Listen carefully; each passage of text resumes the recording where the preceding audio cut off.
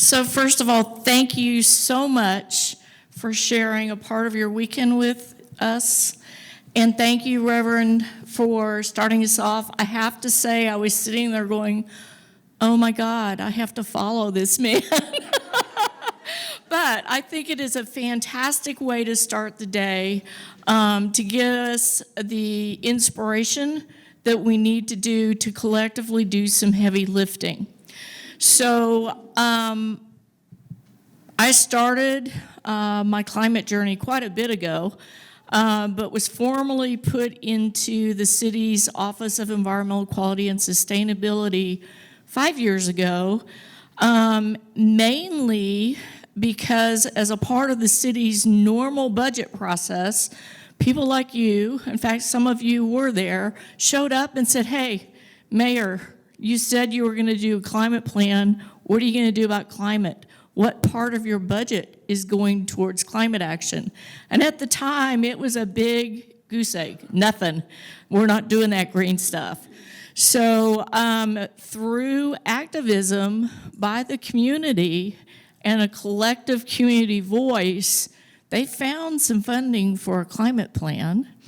And through collective voice of the community, we ended up with a climate plan. And so my ask today is keep pushing. Believe it or not, your local government does listen to you.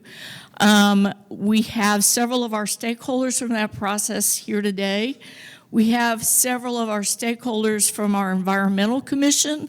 Is essentially our connection between City Council and the community sitting here today, and I'm very excited to share a little bit of our journey and a little bit of what we're doing as a city. Small potatoes in the big world, but it's a start. It is very highly dependent upon the community voice. And that's my big ask for today is keep pushing. You will find that even though you think your city doesn't want to do stuff, they do. They just need the political backstop of your voice to do what they need to do.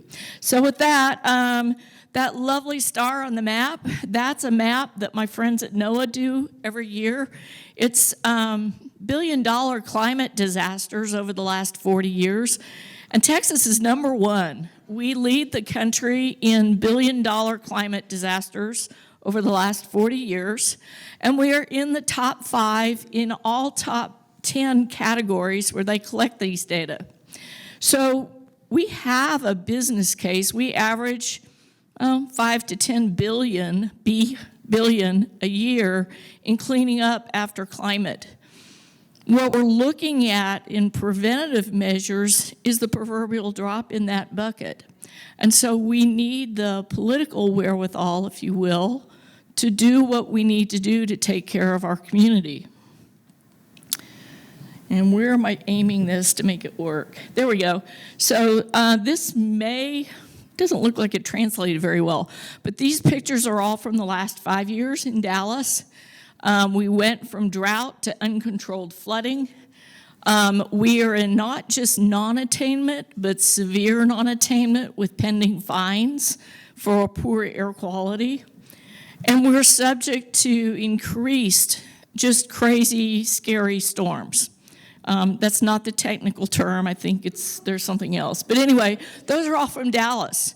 And unfortunately, a lot of the places where this is happening are our communities of color, our lower income communities, communities where there are elders and children. So that's back to my favorite slide showing, because I'm a nerd, I'm an engineer by training. We love graphs and data. But that's that 40 years, and you can see a very clear, even a non-engineer can see a trend upward in what we're spending to clean up. And that's not just cost of money increasing, that's more damages over time. So back in 2017, Mayor Rawlings committed us to the U.S. climate mayors. They all signed on to the Paris Climate Accord. That drove our community to that budget meeting saying, hey, what are you doing about climate? Fast forward to 2020, Mayor Johnson also signed on to that pledge. But you can see what he's pushing is not Meatless Mondays, it's not free bus rides for all, it's common sense recommendations. It's access to transportation, affordable housing, energy efficiency. We're not doing crazy stuff here. We're doing common sense things that everyone being inclusive, should have access to. So we started in doing our plan, and I'm really proud of our plan for two reasons. One is we have science-based targets and goals. We did a greenhouse gas inventory. We are consistent with international protocols in looking at where are those emissions that are driving climate change coming from so that we can effectively address them. But more importantly, we got community input from every single one of our 100+ zip codes. And that involved, I think, National Night Out. We were at like 13 different neighborhood meetings trying to get that input. But we made a concerted effort to get everyone's voice into the plan. And we started out with some things that we thought people would like. We started out with actions in 7 areas. Actually, it was 6 to start with, and we heard from the community, oh, hell no, you need to include air quality. You need to include food access. And so it is a very comprehensive plan, and it does fit our community. It isn't a carbon copy of New York or San Diego or even Austin. It's a Dallas plan. So one of the things we did to shape that plan and to build support is we had an internal City of Dallas committee, because we started asking around. Actually, when I first got on the job, we got a call from the comptrollers, and they had gotten a call from Moody's, who underwrites our bonds. And Moody's was asking very pointed questions. Actually, they sent over a spreadsheet and a survey about what you are doing to address climate. And the comptroller's office was like, we're not doing any of that green stuff. Can I just tell them no? I said, no, give me a few minutes. And we actually, it was about a week. We dug around. We ended up 3rd at that time in the country as far as spending. A lot of that was with Dallas Water Utilities, making sure that we have adequate water supply over time. So we had the internal committee of departments already working, but then we formed an external stakeholders committee, and we had business, and we had our environmental advocates, we had agencies, we had educational folks, and we made everybody sit in the same room. And that was very deliberate, because we didn't want our environmental friends to think that we had sucked up with business. And conversely, we didn't want our business friends thinking that we'd been drinking green Kool-Aid. And so we had some, and some of you that were in that process, Tracy, know that we had some very dynamic conversations. We had a gentleman that was advocating ripping natural gas out of everyone's home. Well, that has some impacts. And that's not something that the city necessarily can really do. So it was a good way of building consensus. At the end of the day, we had 50 letters of support, and it was everything from the Democratic Eco-Socialists, and actually even Sunrise Dallas wrote, to the Real Estate Council and the Dallas Regional Chamber. And so council had the backing they needed to do something at the time they said would never be done in Texas, which is an environmental plan and a climate plan. We said the C word. So through our look at the emissions inventory and largely through our work with the community, we ended up with 8 different focus areas. And I say everything from A to Z. It's air quality to zero waste. The 3 areas with the most impact, though, are buildings, energy, and transportation, which is about 98% of our emissions. One of the other things that we looked at is we did look at other plans. Some plans look at emissions reduction. things like energy efficiency and solar and that sort of thing. Some plans focus on adaptation. How do we make our community more, I'll say it's the R word, resilient? How are we able to bounce back from these events? As we started looking at those two areas, we realized that we can't tunnel our way out of future floods. We really need to look at environmental quality, and we need to look at air quality, and we need to look at food and green space, and it's all tied together. The other thing that became increasingly clear is that for our plan to be effective, equity needs to be at the very center. And so environmental justice is right in the middle there, because if we're doing the right thing for environmental justice, we're tackling all those other things. And so that's probably the most critical thing that came out of our plan. So we started with 400 actions, which is not a doable plan. That's a nightmare from a data management standpoint. But we screened according to what they call co-benefits. Do these projects benefit lower income neighborhoods? Do they create training? Do we create jobs? So we went from 400 to 97, which is still Rosa Cisneros, who's in the position now of wrangling our data, will still tell you is a nightmare from a data management standpoint. But we went with the 97 actions that give us the most bang for the buck. And most of the actions in the plan tackle one or more different areas. So, if you're dying for a great summer read and you have not yet had the opportunity to read this tome, Dallas Climate Action has our plan. It has our interim work plans. It has all of the work that we did leading up to the plan, all the background studies. Just about anything that you could look for or want to know is right there, and there is a portal if you want to ask us questions. And the other thing that happened is the city was so proud. We passed this in the middle of COVID. The city was so proud of actually getting this climate plan done that then the city manager's like, okay, great. We're going to set a goal for y'all. We want you to do 92% of the plan in the next year. Well, we didn't laugh. We were just like, oh no. Yes, sir, this is a 30-year plan. We're happy to do some milestones towards those actions. And oh, by the way, we don't have any budget. And at that point in time, we were actually, this is pre-ARPA. And so we were looking at potential reductions in force. And so we were like, great, we've got this plan. And everybody told us we don't want another pretty plan on the shelf. Y'all need to be doing work on this. We were scrambling to figure out what we could viably commit to that first year. We're in year 3, going into year 4. We survived. And I think I'm really proud of the work we have done towards getting this plan implemented. One of the other things that's pretty critical is we developed this plan. I've done enough planning in my career to know that a plan is good for about 5 years and then everything changes. And so we wrote the plan to be adaptive.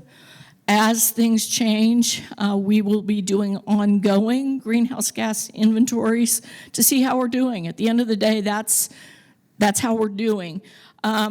Excited, we did do a 2019 update to our greenhouse gas inventory, and we showed an 11% drop in emissions in those first 4 years.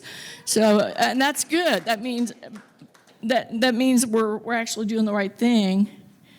And, oh, I don't see the little star. Yeah, the little star there is we're on our projected, not the actual. That's, we graphed the actions in the plan, actually did an analysis on how real they were. You will see there's a gap between the colored line and the dashed line. The dashed line is aspirational. The colored line is where we are without doing carbon offsets. And we have an internal policy of not doing carbon offsets because we kind of look at that as cheating. We'd rather do the real work. So we also have a lot of help. And that's another place that I think would be helpful to you. So we have, it was the Environment and Sustainability City Council Committee. That was a council committee that met monthly, and it actually is quite helpful. Before that committee started, we briefed maybe once or twice a year on that green stuff. Now we're briefing monthly, and we've got a schedule, and where are you on this, and where are you on the air quality, and and where is the environmental justice? And so that was extremely helpful because it made monthly check-ins basically with our bosses to ensure effectiveness of the program and that we were in fact getting things done. One of the things in the resolution to start or even adopt the plan was a move to start an environmental commission.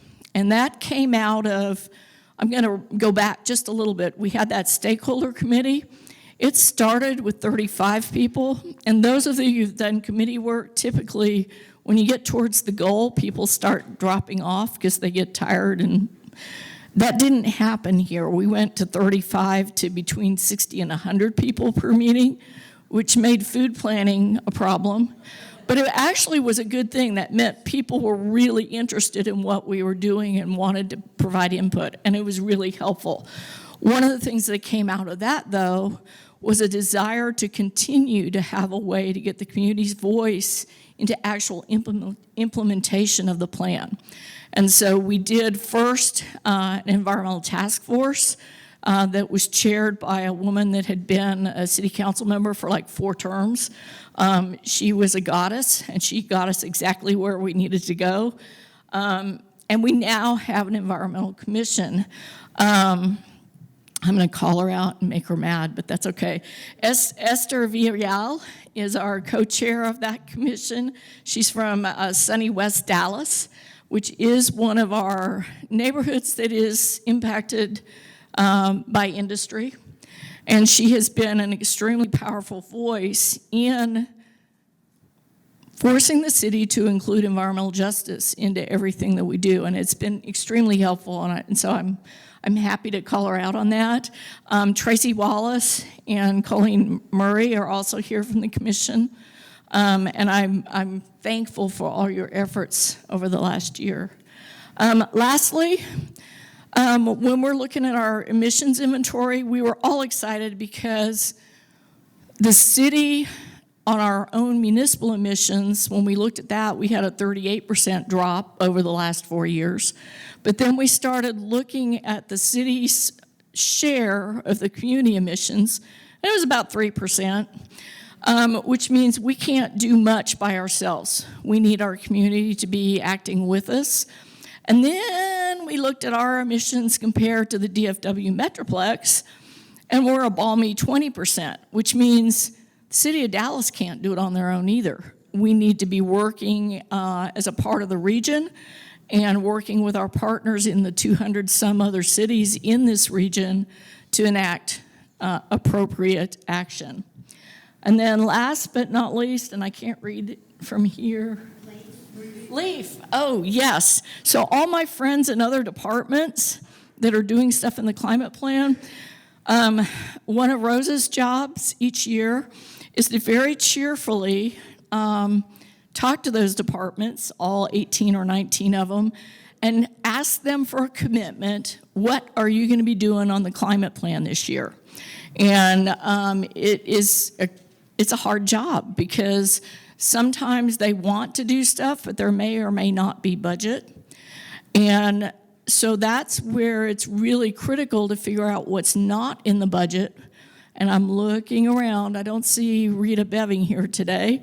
But we have a group of advocates that have been extremely effective over the last 5 years since we started the climate plan, that showed up at every single budget town hall meeting to the point where the city treasurer is like, those climate people are going to be there. You know that, right? And they even warned the new director that, oh, by the way, you've got some advocates that will be at the meeting. Be prepared. So enormously helpful, but our department a lot of times is like the ringmaster that does the spinning plates. A large part of our job is working with our colleagues in other departments at the city to help them push things forward as well. And we've got a lot of stuff moving forward. We've got a lot of things in the pot. One of the things that I'm really proud of, and again, this is a place where y'all may need to weigh in, we have a goal in our building sector of doing net zero. And originally when we did the plan, we were thinking net zero emissions. Well, then we got called in by the design team for the new convention center, and they're like, are you looking at net zero emissions or net zero carbon? And we had some very good discussions, and as a result of those discussions, that new convention center has committed to net zero carbon, which is much harder to do, but will get us where we need to go. And so we then convened a committee of specialists through the Environmental Commission, who then pulled in the National Academy of Sciences and a bunch of other really smart people to advise us on technical specs for the 2024 bond construction program. And that is also recommended to be net zero carbon. And so that is well beyond where we started with our climate plan back in 2019, and it will get us or help to get us where we need to go moving forward. So that's an important thing. We're doing a lot of work right now in developing an environmental justice map to be used by our project partners, and we'll talk about that more in the environmental justice section. But we've had some challenges with batch plants. Esther's part of the city has 20 different batch plants next to residential homes and churches and schools. That's highly inappropriate. And we started chasing batch plants because they get the permits from the state. The state may or may not tell the local municipality or community. And so we started chasing them so that we could request hearings. And the last 3 that we chased down were associated with city projects. So we realized that we had some internal education to do because our engineers weren't mean and bad people. They were excited because they were building infrastructure in places that were needing it, but they didn't realize that that construction also has impacts. And so we're working on some stuff along that line as well. So a lot of good things in the mix. And I think that's it, unless you all have questions.